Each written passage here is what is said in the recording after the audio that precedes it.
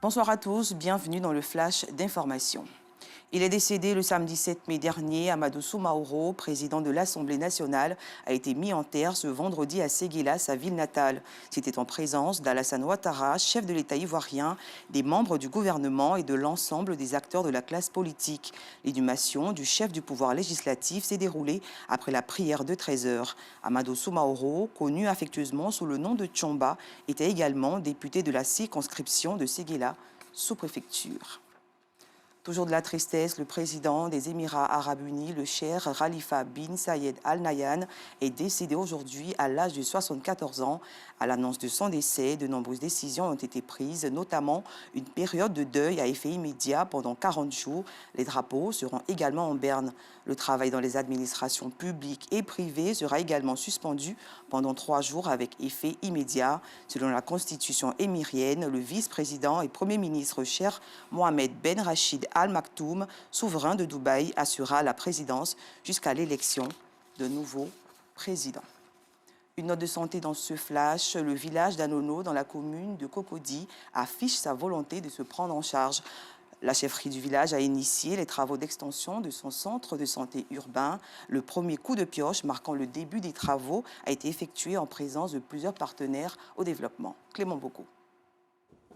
Le centre de santé urbain à base communautaire d'Anono affiche complet tous les jours. Idriss est le médecin-chef de l'établissement. Ici, en moyenne, nous recevons quand même autour de 1500 patients en termes de consultation curative de routine par mois, ce qui est quand même important. Pour accroître la capacité d'accueil de l'hôpital, la chefferie du village et le conseil d'administration ont initié la construction d'un nouvel édifice. La pose de la première pierre a eu lieu le 27 février de l'année 2020.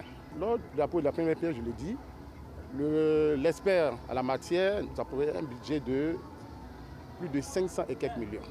Donc depuis lors, nous sommes à la recherche des moyens, quelle âme généreuse allait pouvoir nous accompagner. En tant que village, on n'a pas de subvention en tant que tel. Mais en même temps, nous, on ne va pas rester à chaque fois planifier ou bien faire la coupette. Il faut forcément nous-mêmes, on recherche nos propres fonds. Il faut forcément nous-mêmes, on se mettre au travail pour accompagner l'État de Côte d'Ivoire, accompagner le président Alassane dans son esprit de développement. Pour la tutelle, ce geste est à encourager. Le chef du village ainsi que tous les villageois nous ont fait honneur en nous donnant ce bâtiment qui va voir le jour bientôt au niveau de la santé. Et ce n'est pas donné à tous les peuples de le faire. Mais aujourd'hui, ils ont mis ça dans leur projet, dans leur vision. Et nous sommes très contents et nous allons les accompagner dans ce processus-là. Un acte également salué par les partenaires au développement qui accompagnent la communauté villageoise d'Anono. En tant qu'un enfant de la cité, c'était important d'appuyer cela. Donc c'était tout cœur. Et en tant que pasteur, c'est important, vous voyez, c'est bien de prier par moment, mais il faut poser des actes concrets parce que les gens au quotidien, les gens ont besoin vraiment des actes qui accompagnent les paroles. L'ouvrage est un bâtiment de type R+2 qui abritera au rez-de-chaussée une maternité, une pédiatrie et des salles de consultation gynécologique. Au premier étage, les bureaux de l'administration et un restaurant au deuxième étage. En Cisjordanie, pour terminer, des milliers de Palestiniens craignent une expulsion dans le secteur de Massafer Yatta, dans le sud du pays. Anissette Konan-Blessing pour plus d'informations.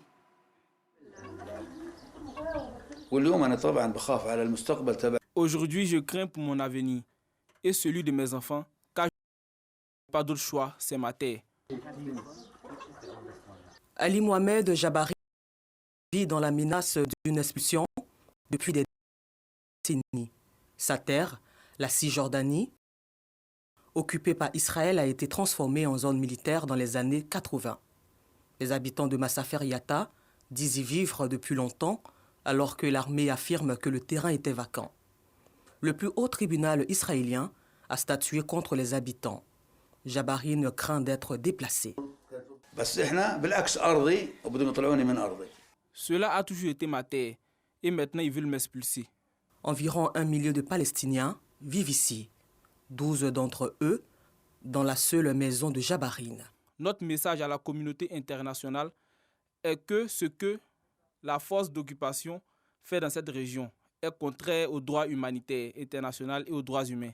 La Cour pénale internationale et les Nations unies doivent prendre des mesures pour mettre fin à ces crimes contre la région du Massafert Yatta.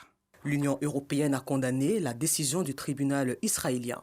Bien que le temps soit compté pour les habitants de Massafert Yatta, Jabarine ne compte pas être expulsé sans combattre. C'est ma terre et je ne peux pas la quitter. Les Israéliens sont fous. Nous mourrions pour notre terre. On retrouve à 19h30.